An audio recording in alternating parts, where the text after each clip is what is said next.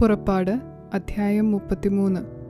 അനന്തരം യഹോവ മോശയോട് കൽപ്പിച്ചത് എന്തെന്നാൽ, നീയും മിസ്രയീം ദേശത്തു നിന്ന് നീ കൊണ്ടുവന്ന ജനവും ഇവിടെ നിന്ന് പുറപ്പെട്ട് നിന്റെ സന്തതിക്ക് കൊടുക്കുമെന്ന് ഞാൻ അബ്രഹാമിനോടും ഇസഹാക്കിനോടും യാക്കോബിനോടും സത്യം ചെയ്ത ദേശത്തേക്ക്, പാലും തേനും ഒഴുകുന്ന ദേശത്തേക്ക് തന്നെ പോകുവീൻ. ഞാൻ ഒരു ദൂതനെ നിനക്ക് മുൻപായി അയക്കും. കനാന്യൻ, അമോര്യൻ, ഹിത്യൻ, പെരിസ്യൻ, ഹിവ്യൻ, യബൂസ്യൻ എന്നിവരെ ഞാൻ ഓടിച്ചു കളയും. വഴിയിൽ വെച്ച് ഞാൻ നിന്നെ നശിപ്പിക്കാതിരിക്കേണ്ടതിന് ഞാൻ നിന്റെ നടുവിൽ നടക്കയില്ല. നീ ദുശാഠ്യമുള്ള ജനം ആകുന്നു. ദോഷകരമായ ഈ വചനം കേട്ടപ്പോൾ ജനം ദുഃഖിച്ചു. ആരും തൻ്റെ ആഭരണം ധരിച്ചതുമില്ല. നിങ്ങൾ ദുശാഠ്യമുള്ള ജനമാകുന്നു.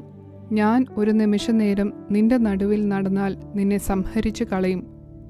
അതുകൊണ്ട് ഞാൻ നിന്നോട് എന്തു ചെയ്യണം എന്ന് അറിയേണ്ടതിന് നീ നിന്റെ ആഭരണം നീക്കിക്കളക എന്നിങ്ങനെ ഇസ്രായേൽ മക്കളോട് പറക എന്ന് യഹോവ മോശയോട് കൽപ്പിച്ചിരുന്നു.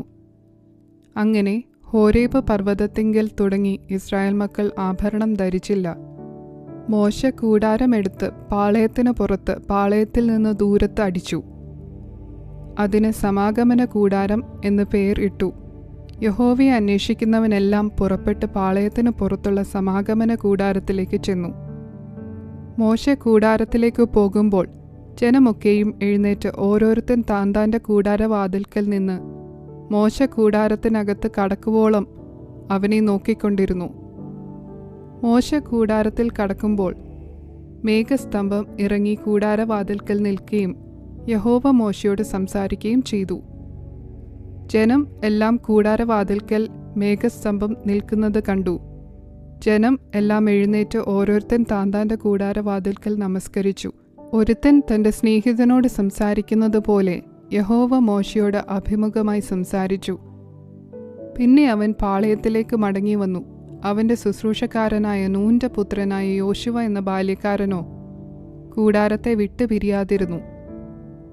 മോശ യഹോവയോട് പറഞ്ഞത് എന്തെന്നാൽ, ഈ ജനത്തെ കൂട്ടിക്കൊണ്ടു പോക എന്ന് നീ എന്നോട് കൽപ്പിച്ചുവല്ലോ. എങ്കിലും ആരെ എന്നോടുകൂടെ അയക്കുമെന്ന് അറിയിച്ചു തന്നില്ല. എന്നാൽ ഞാൻ നിന്നെ അടുത്തറിഞ്ഞിരിക്കുന്നു, എനിക്ക് നിന്നോട് കൃപ തോന്നിയിരിക്കുന്നു എന്ന് നീ അരുളി ചെയ്തിട്ടുണ്ടല്ലോ. ആകയാൽ എന്നോട് കൃപയുണ്ടെങ്കിൽ നിന്റെ വഴി എന്നെ അറിയിക്കണമേ. നിനക്ക് എന്നോട് കൃപയുണ്ടാകുവാൻ തക്കവണ്ണം ഞാൻ നിന്നെ അറിയുമാറാകട്ടെ. ഈ ജാതി നിന്റെ ജനം എന്ന് ഓർക്കണമേ. അതിന് അവൻ, എൻ്റെ സാന്നിധ്യം നിന്നോടുകൂടെ പോരും. ഞാൻ നിനക്ക് സ്വസ്ഥത നൽകും എന്നരുളി ചെയ്തു. അവൻ അവനോട്, തിരുസാന്നിധ്യം എന്നോടുകൂടെ പോരുന്നില്ല എങ്കിൽ ഞങ്ങളെ ഇവിടെ നിന്ന് പുറപ്പെടുവിക്കരുതേ. എന്നോടും നിന്റെ ജനത്തോടും കൃപ ഉണ്ടെന്നുള്ളത് ഏതിനാൽ അറിയും? നീ ഞങ്ങളോടുകൂടെ പോരുന്നതിനാലല്ലയോ? അങ്ങനെ ഞാനും നിന്റെ ജനവും ഭൂതലത്തിലുള്ള സകല ജാതികളിലും വെച്ച് വിശേഷതയുള്ളവരായിരിക്കും എന്ന് പറഞ്ഞു. യഹോവ മോശയോട്, നീ പറഞ്ഞ ഈ വാക്കുപോലെ ഞാൻ ചെയ്യും.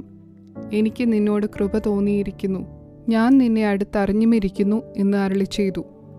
അപ്പോൾ അവൻ, നിന്റെ തേജസ് എനിക്ക് കാണിച്ചു തരണമേ എന്നപേക്ഷിച്ചു. അതിന് അവൻ, ഞാൻ എൻ്റെ മഹിമയൊക്കെയും നിന്റെ മുൻപാകെ കടക്കുമാറാക്കി യഹോവയുടെ നാമത്തെ നിന്റെ മുൻപാകെ ഘോഷിക്കും. കൃപ ചെയ്യുവാൻ എനിക്ക് മനസ്സുള്ളവനോട് ഞാൻ കൃപ ചെയ്യും, കരുണ കാണിപ്പാൻ എനിക്ക് മനസ്സുള്ളവന് ഞാൻ കരുണ കാണിക്കും എന്നരുളി ചെയ്തു. നിനക്ക് എൻ്റെ മുഖം കാണുവാൻ കഴിയുകയില്ല, ഒരു മനുഷ്യനും എന്നെ കണ്ട് ജീവനോടെ ഇരിക്കയില്ല എന്നും അവൻ കൽപ്പിച്ചു. ഇതാ, എൻ്റെ അടുക്കൽ ഒരു സ്ഥലമുണ്ട്, അവിടെ ആ പാറമേൽ നീ നിൽക്കണം. എൻ്റെ തേജസ് കടന്നു പോകുമ്പോൾ ഞാൻ നിന്നെ പാറയുടെ ഒരു പിളർപ്പിലാക്കി ഞാൻ കടന്നു പോകുവോളം എൻ്റെ കൈകൊണ്ട് നിന്നെ മറയ്ക്കും.